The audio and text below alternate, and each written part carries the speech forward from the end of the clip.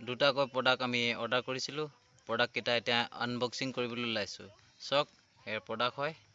আমি এতিয়া আনবক্সিং কৰিম, চাই থাকিব। এয়া আনবক্সিং আপোনালোকৰ সন্মুখত কৰি আছোঁ।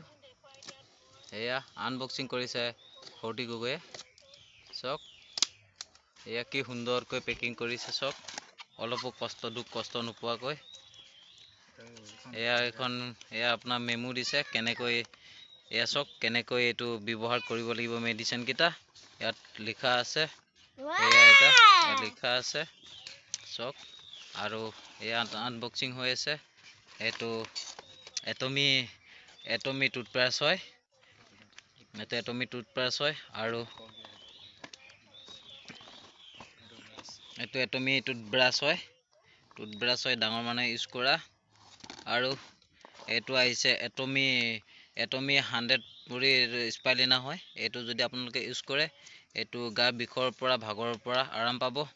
আৰু এইটো যিহেতু টুথপেষ্টটো দেখাই দিছোঁ।